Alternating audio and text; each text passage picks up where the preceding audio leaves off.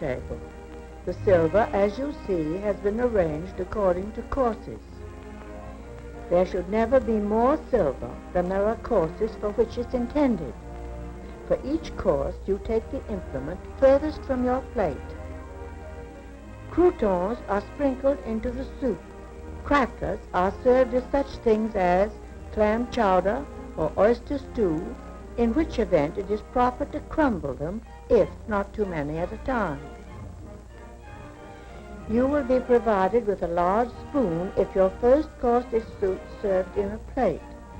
This is eaten with the right hand, and therefore the correct implement is furthest from your plate on the right. You fill the spoon by dipping it away from you, and then sip from the side.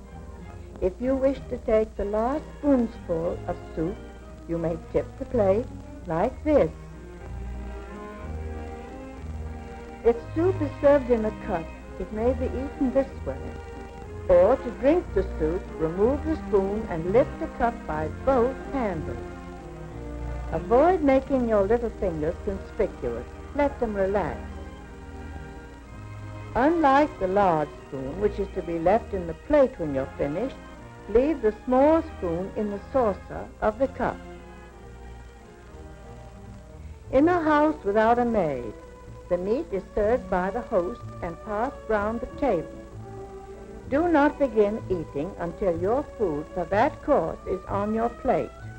While waiting, you perhaps eat a piece of bread. Break it like this and hold it against the rim of your plate to butter it, or on your bread and butter plate, which is always on your left. Help yourself by using a serving spoon in your right hand and assisting with the serving fork in your left. Then place the spoon and fork together at the side of the dish and pass it on. Remember to place each dish passed to you on the table to your left. This provides free use of your right hand. Cut small bite-sized pieces of each separately. Try not to talk or take a drink of anything while you have food in your mouth.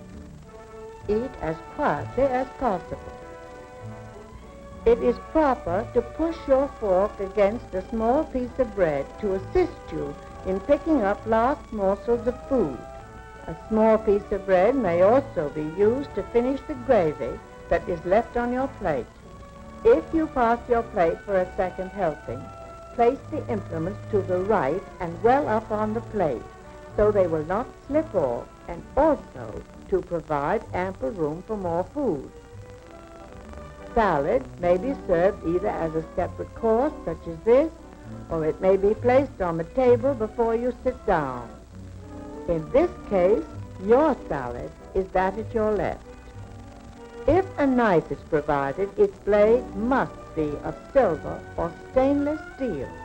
It is absolutely correct to cut your salad with a knife.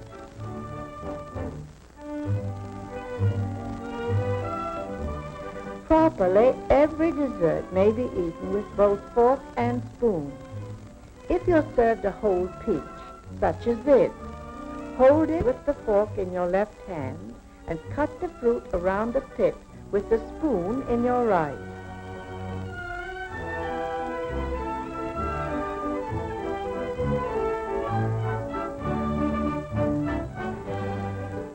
Dip the tips of your fingers into the finger bowl. It is correct to pat your lips with your moistened fingers and dry both fingers and lips with your napkin. Among the difficult foods to handle gracefully is spaghetti. It is usually served in long strands covered with sauce and sprinkled with grated cheese. You can manage it best by using the side of your plate as a barricade and twisting it into a bite-sized roll. Practice makes perfect in this operation.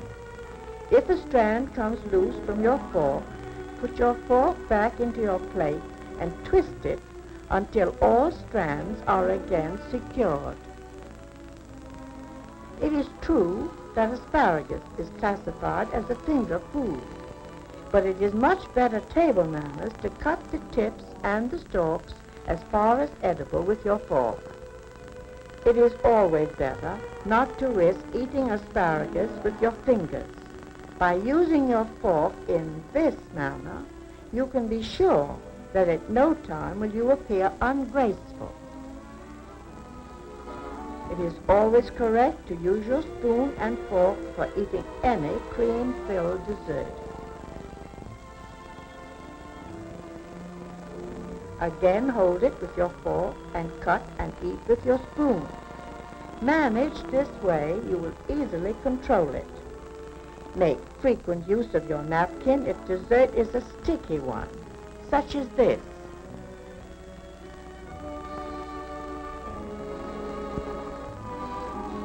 Fruits, such as stewed cherries, which you put into your mouth, pits and all, may be eaten with a spoon alone.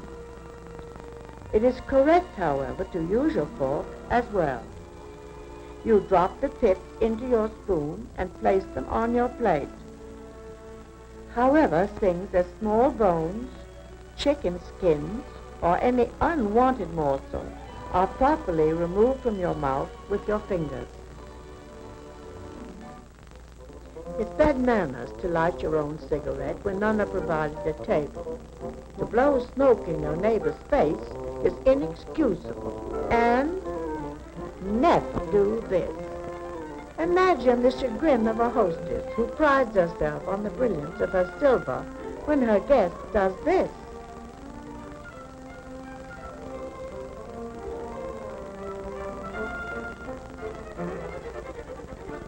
And adds insult to injury by being suspicious of the glassware.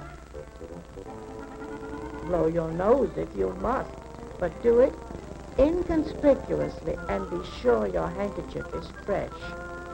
And don't apologize. You can't help coughing, but if it lasts any length of time, you should leave the table. Making up a table is not only unattractive, but unnecessary. Whenever you're being waited on, you will be served at your left. With the exception of having someone wait on you, everything is exactly the same. Even in a house of greatest size and formality, you will not encounter any new rules nor changes in behavior.